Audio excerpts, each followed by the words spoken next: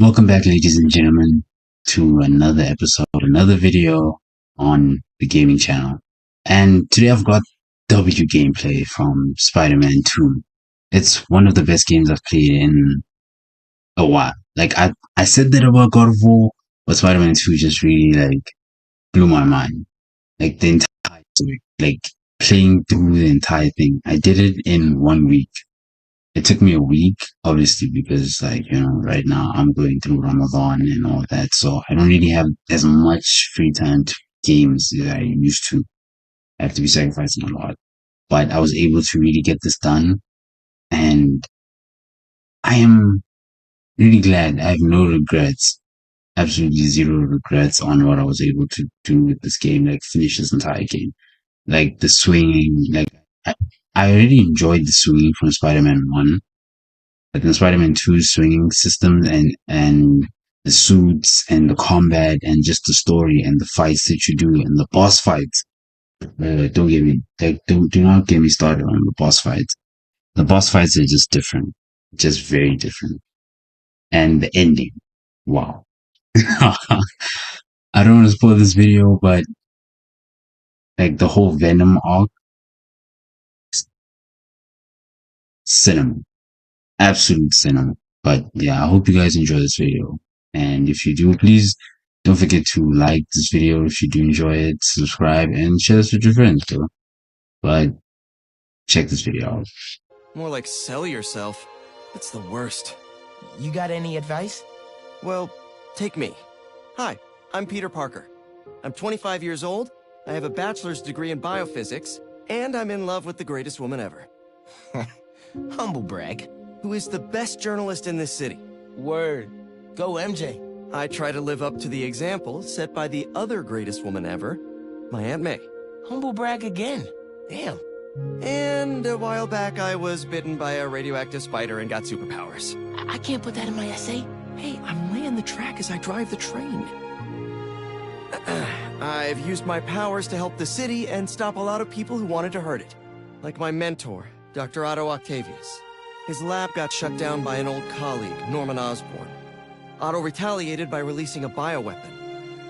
In the end, I managed to stop Otto. But not without great cost. That was pretty good. But I'm no Peter Parker. Exactly. You're Miles Morales. You're 17 years old and a student at Brooklyn Visions Academy. What else? I guess I help out with my mom's work in Harlem every now and then. She's Councilwoman Rio Morales. And there is a girl I like who's spectacular and inspiring, and I think is one of the best artists in the city. And I also got bitten by a radioactive spider that gave me superpowers. I learned how to be a Spider-Man from the OG. But I learned how to be a hero from my dad. He was killed by Martin Lee in the City Hall bombing. The good I try to do every day is the good my dad planted in me. But it's been hard. Even with superpowers, sometimes we can't save the people we love, no matter how hard we try. A hero's someone who doesn't give up, though. And I don't plan to. I don't know, man. I can't talk about me without talking about Spider-Man. Sure you can. You just have to... Yeah, why don't you just start up? The opening act of this game, the Sandman boss fight. It's thrilling. You jump into this world and you're just already in awe, like, wow. And you get to play with both, Peter and Miles. And it's just an amazing experience. Like, it already gives you an insight on what to expect from this game. Expect Spider-Man 1, but bigger and better. And just more, it's brushed, it's finished, it's perfect, built for the PS5, PlayStation 5, you know? And I just love the story as well, seeing Peter transition from working with Doc Ock, obviously, and that whole ending and him having to fight Doc and defeat him and, having to deal with that and losing Aunt May as well, that trauma. And you also get to see from Miles' perspective, dealing with the trauma of losing his dad it really hurt him. You can tell that he was really, really touched by those events. And you just see them trying to work through that and trying to get back to normal, but also still having that in the back of their minds that they lost the people that they love, and it's not easy dealing with that kind of grief and also having to save like the city, save so many people, like people's lives and their safety depends on you as you are Spider-Man. And you see that weight on their shoulders throughout the game and the decisions that they make. And once Harry comes back into the picture, all healthy, and him and Pete have this moment where they go back to the old school. He have some really good memories, and then Harry then reveals to him that I'm better, I'm not sick anymore. And obviously, we also see Miles having to, you know, once Lee was released and basically taken by Craven, him having to deal with also just getting rid of that anger and that, you know, like that ill will and intent to want to kill Lee, if not have him put in prison for life. And you see them go through these major issues, like for, as I'm saying, for Miles it's with Lee, and for Peter it's Harry, and also just dealing with the loss of Aunt May. Same with Miles, the loss of his dad. And you see the story progress with Harry then obviously revealing the symbiote, the suit, as he said, as his medicine. And this was before, obviously, well, we knew, if you know Spider-Man lore, you know what symbiote is. It's Venom trying to take you over and take over, find a host to use them to sink and to become Venom and then take over the planet so he can make more of himself, and rule the planet. As and this game, the whole plot was basically healing the world because that's what Harry wanted to do. And once Peter, because you could see that the suit wanted Peter, Venom wanted Peter because Peter was the most suitable host for him. He had spider powers, he had strength, he had like he had everything that was perfect to sync with more power. He already had power. Now you're just giving him a boost to really make him amazing. And then finally, Peter got hold of the suit of the symbiote and it was slowly taking him over, changing his personality. If you watch the original Spider-Man trilogy with Tobey Maguire, you'll see that it's exactly like that. Tobey started becoming an asshole, basically. Started treating his friends and his family and just everybody just badly, Like he became the total opposite. It was sucking the soul and energy out of him. And everyone slowly started to notice it. Like his clothes became darker, just like in the movie. He had his darker, broodier personality. You could hear it in his voice, even though you couldn't see it under the mask. His expressions, you could hear in his voice whenever he'd be on comms or he'd be on a call, like how he'd snap at people, even. And it didn't help that Craven also viewed the symbiote as the perfect, prey or something to actually finally kill him, because that was the subplot line, basically also then became the main plot line at some point. Craven hunting all these villains, trying to find somebody that is worthy of killing him, worthy of his attention and his strength. He just wanted a worthy competitor. And he then ended up killing what is his name, killing the guy with the poison. I forgot his name. Really can't keep track of these names. But yeah, he ended up killing him, and he was going after everybody else. He wanted Black Cat as well, but Miles was able to get to her on time and also help her get away and run to France to go be with her partner. And it was sad to see Felicia go because I really liked her as a love interest for Peter. Over Mary Jane. I just feel like the whole Mary Jane thing is just forced because in comics he dates Mary Jane. It's like I understand you're just trying to show that to us, but hey man, you're not doing a good job of representing MJ. And we're gonna get to the characters as well at like after I just finished telling you basically the gist of the story of this game.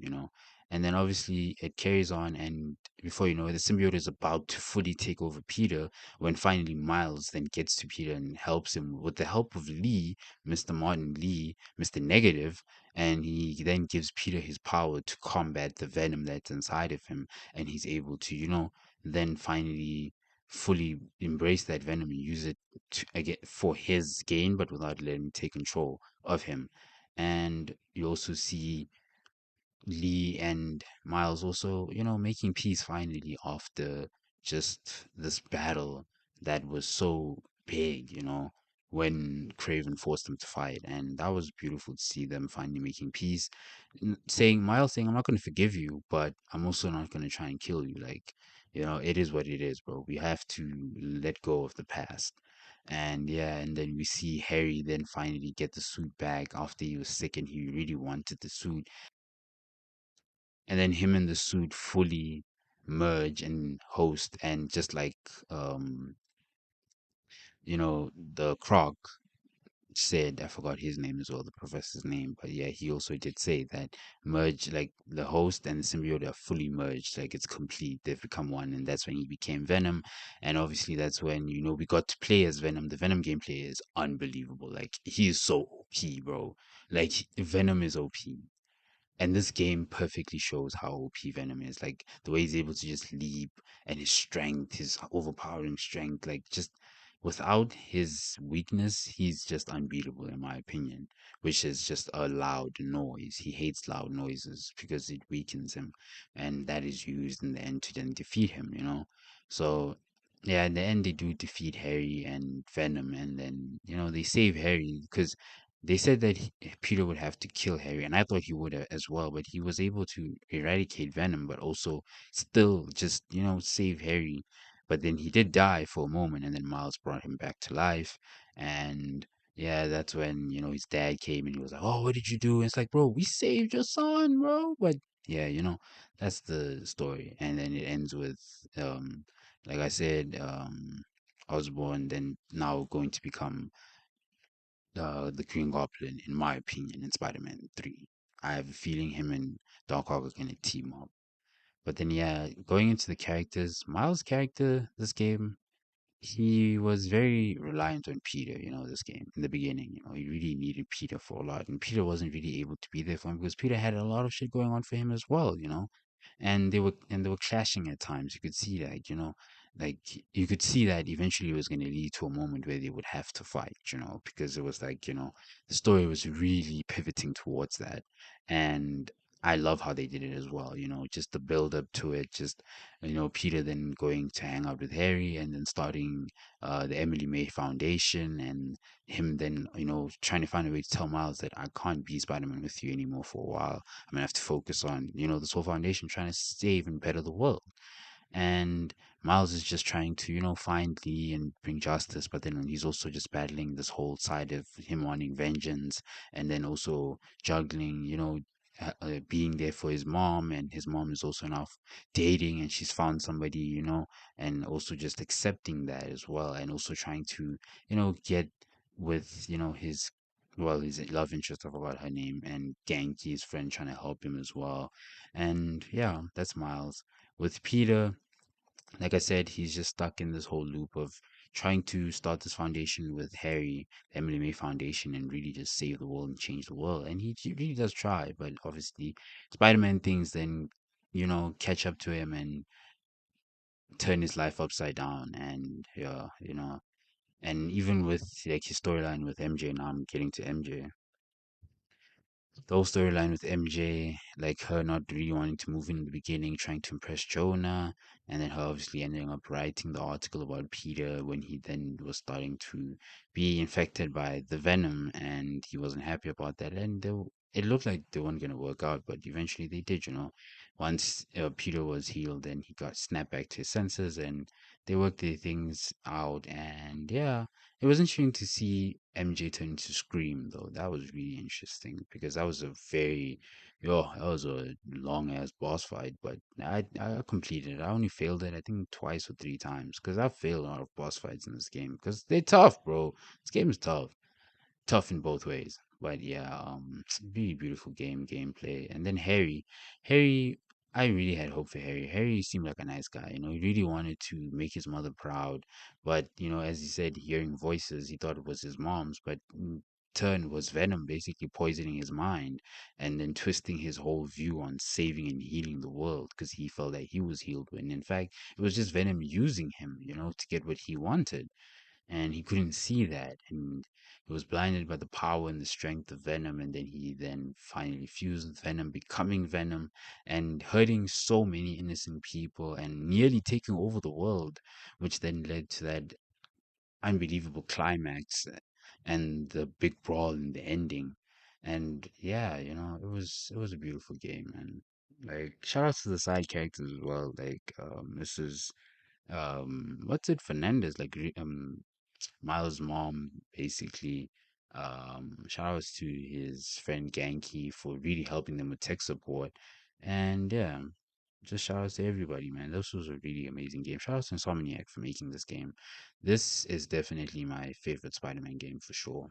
That like I'm giving this game a 10 out of 10 rating, and I can't wait for what's coming next. But yeah, this has been Spider-Man 2. I hope you've enjoyed this video as much as I did enjoy playing this game.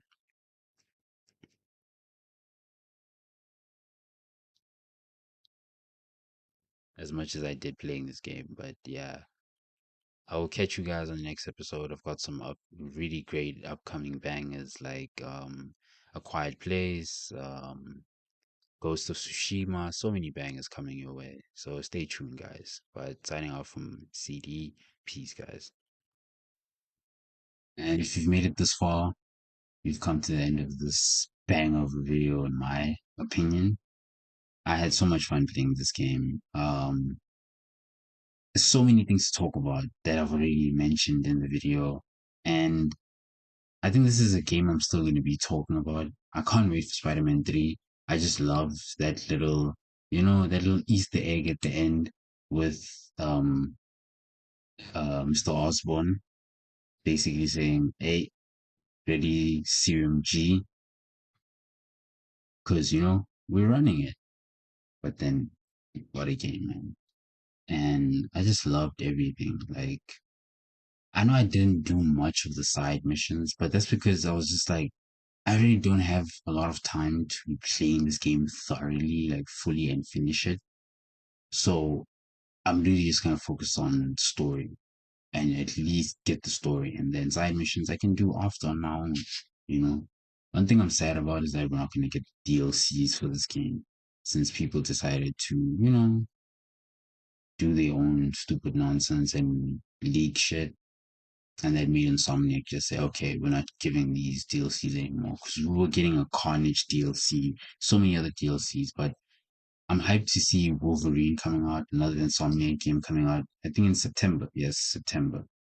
And wow, so many bangers releasing this year. Resident Evil 9 just dropped. I really want to play that game. And I can't wait for Spider-Man 3 also from Insomniac. But I think the hype game that everyone is waiting for, GTA 6. GTA 6, sorry, my pronunciation. But yeah, GTA 6 is going to be a generational game. I know there's going to be generational content with that game. Just from the story and online. Online is going to be peak. I feel like that's what won. But hey, let me stop ranting on this outro. It's been an amazing time playing this game, and GG's. This was a W game. I really love playing games like this and just being able to make these kind of videos. But yeah, that's it for me signing out. GG's.